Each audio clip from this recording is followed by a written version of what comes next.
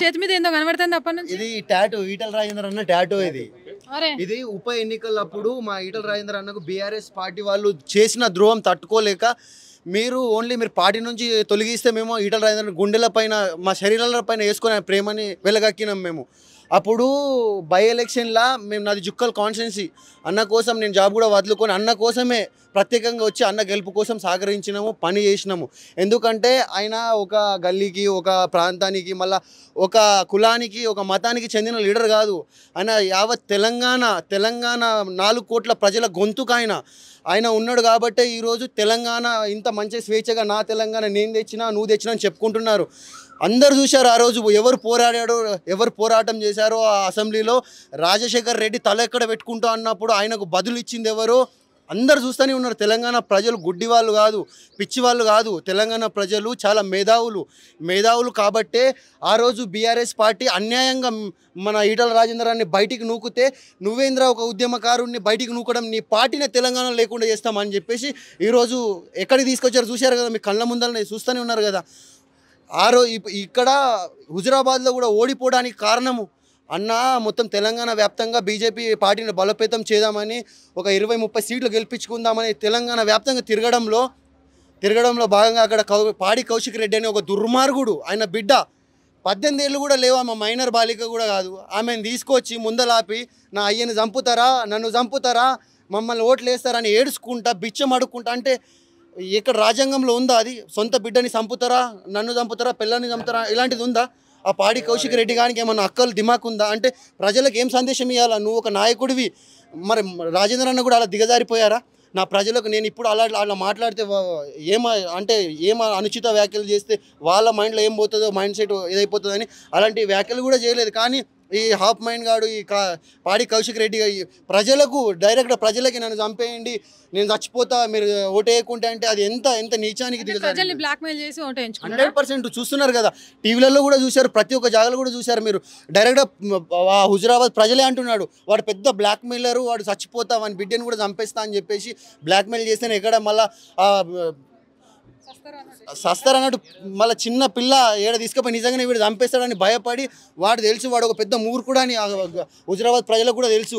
వీడు నిజంగానే వీడు భార్యని పిల్లని చంపేసి మళ్ళీ వీడు రాజేంద్ర మీద కుట్ర చేస్తాడని ఆ ప్రజలు భయపడి ఇతను గెలిపించారు. కానీ వీని మీద భరోసాతోనో వీడు ఏదో మా హుజురాబాద్కు పెద్ద డెవలప్మెంట్ చేస్తాడని చెప్పేసి కాదు. ఆల్రెడీ అక్కడ డెవలప్మెంట్ ఉంది. హుజురాబాద్లో ఆయిల్ పోసుకుంటే ఎత్తుకునే అంత సదుపాయం ఉంది రోడ్లపైన. నేను చూసిన జుక్కల్ కాన్స్టిట్యున్సీ నుంచి వెళ్ళి ప్రత్యేకంగా తిరిగి చూసిన ప్రతి ఒక్క గల్లీలో.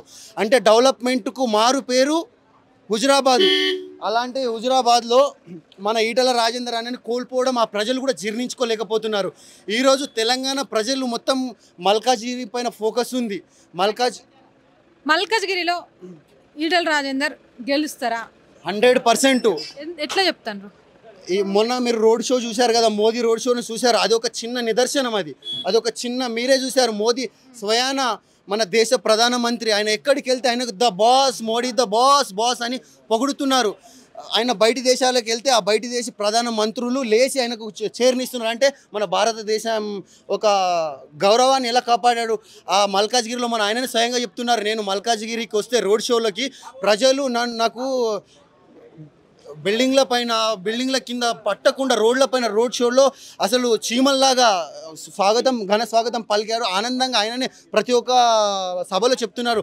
మల్కాజ్గిరిలో మొట్టమొదటి లోక్సభ, ఈ తెలంగాణలో మొట్టమొదటి లోక్సభ గెలిచేది మల్కాజ్గిరి ప్రజలు కూడా అనుకుంటున్నారు ఇలాంటి నాయకుడు రావడం మా అదృష్టము. మల్కాజ్గిరి ప్రజలు కూడా డైరెక్ట్గా వాళ్ళే స్వయంగా అనుకుంటున్నారు ఇలాంటి నాయకుడు రావడం అదృష్టము. 100%గా మేము రాజేంద్ర అన్నని గెలిపించుకుంటాము. ఆయన తెలంగాణకు సంబంధించిన వ్యక్తి. ఆయన ఒక కులాని కాదు. గౌడ వాడకి వెళ్తే మా గౌడ బిడ్డ అంటారు, మునుర్కాపు వాడకి వెళ్తే మా మునుర్కాపు బిడ్డ అంటారు, ఒక ఒడ్డుల వాడకి వెళ్తే మా ఒడ్డుల బిడ్డ అంటారు, ఎరుకల వాడకి వెళ్తే ఎరుకల బిడ్డ అంటారు. అంటే సంపన్న వర్గాల అందరి కోసం పనిచేసిన వ్యక్తి. చూస్తూనే ఉన్నారు, తెరిచిన పుస్తకం 25 సంవత్సరాల నుంచి తెరిచిన పుస్తకం లాగా తెలంగాణలో ఆ కరోనా సమయంలో కష్టకాలంలో ప్రతి ఒక్క వార్డుకు తిరిగారు. ప్రతి ఒక్క వార్డుకు కేసీఆర్ వెళ్ళారా బయటికి? చెప్పండి. కేసీఆర్ వెళ్ళారా? కాంగ్రెస్ పార్టీ నాయకులు వెళ్ళారా? ఎవరు వెళ్ళారు చెప్పండి? ఎవరు కూడా ఆనాటి మంత్రులు ఎవరైనా బయటికి వచ్చి హాస్పిటల్ చుట్టూ తిరిగారా? కరోనా కష్టకాలంలో ప్రాణాలు పోతాయని తెలిసినా కూడా ఆ ప్రాణాలు పోతే కానీ నా ప్రజలు ముఖ్యం, నా ప్రజలకు సదుపాయం అన్ని కరెక్ట్గా అండాలి. ఒక ట్యాబ్లెట్, ఒక ఇంజెక్షన్ అయినా అక్కడ ఒక్క ప్రాణానికి కూడా హాని కలగకూడదని ఆయననే ఒక పేషెంట్ లాగా మొత్తం మాస్కులు ఆయన ధరించుకొని ప్రతి ఒక్క పేషెంట్ దగ్గరికి వెళ్ళి పలకరించిన వ్యక్తి ఈటల రాజేందర్. ఈరోజు మీడియా ఛానళ్ళు కూడా మీ మీడియా ఛానల్లో ఇంత ఘోరంగా చూపిస్తున్నారంటే కొంతమంది పేపర్లు కూడా రాస్తున్నారు ఈటల రాజేందర్ ఆ పార్టీకి పోతున్నారు, ఈ పార్టీకి పోతున్నారు. వాళ్ళు రాసే రాతలు పిచ్చి రాతలు. ప్రజలు వాళ్ళకు కూడా ఒకరోజు బుద్ధి చెప్పే సమయం వస్తుంది. వాళ్ళు రాసేవాడికైనా అనిపిస్తుందా నేను రాసేది కరెక్టా కాదా అని. ఆయనకు కూడా అనిపిస్తలేదు, కానీ అయినా కూడా ఏదో 4 డబ్బులకు కకృతి పడి ఆ పిచ్చి రాతలు రాస్తున్నారు. మీరు ఆ రాతలు రాయడం వల్ల మీ టీఆర్పీ రేటింగ్ కూడా పెరగదు, మీకు వచ్చే ఫాలోయింగ్ కూడా తగ్గిపోతుంది. ఎందుకంటే ఈటల రాజేందర్ ఎలాంటి వ్యక్తో ఈ తెలంగాణ ప్రజలకు పూర్తిగా తెలుసు. ఎందుకంటే తెలంగాణ ఉద్యమంలో, మలిదశ ఉద్యమంలో, తొలిదశ ఉద్యమంలో ఎంత కీలక పాత్ర పోషించారు. రాజశేఖర్ రెడ్డి నువ్వు ముఖం ఎక్కడ పెట్టుకుంటావు అని డైరెక్ట్గా అన్నారు, అందరు ముందర అన్నారు. అయితే దానికి కూడా బదిలిచ్చింది ఎవరు? మన తెలంగాణ 4 కోట్ల ప్రజల తరపున బదిలిచ్చింది మన ఈటల రాజేందర్. ఇంకోటి ఎగ్జాంపుల్ చెప్తా. నేను కాంగ్రెస్ పార్టీ నాయకులకు, బీఆర్ఎస్ పార్టీ యావత్ తెలంగాణ నాయకులకు, మళ్ళీ ప్రజలకు కూడా ఒక చిన్న ఎగ్జాంపుల్ చెప్తున్నా. రేవంత్ రెడ్డి ఆయనకు మన ఈటల రాజేందర్ అన్న ఏం కూడా అనలే రేవంత్ రెడ్డికి. ఆయన చార్మినార్ భాగ్యలక్ష్మి టెంపుల్ కాడికి వెళ్ళి నా సర్వస్వం దారపోసి నేను 7 అన్న తమ్ములు నేను కొట్లాడతా అని చెప్పేసి ఒక 2-3 వ్యాఖ్యలు చేశారు. కానీ మా ఈటల రాజేందర్ అన్న వ్యక్తిత్వం ఎంత మంచిదో ఇక్కడే అర్థమైపోతుంది.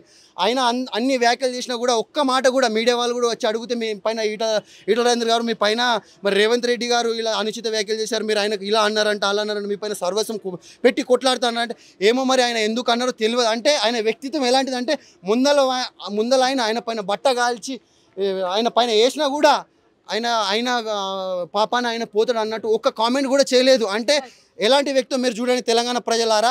ఇప్పుడున్న సీఎమే ఆయన క్రేజ్ కోసం ఈటల రాజేందర్ అన్నని బ్లేమ్ చేశారు. కానీ ఈటల రాజేందర్ అన్న పైన ముందరికి మైక్ వెళ్తే ఆయన ఎవరిని బ్లేమ్ చేయలేదు.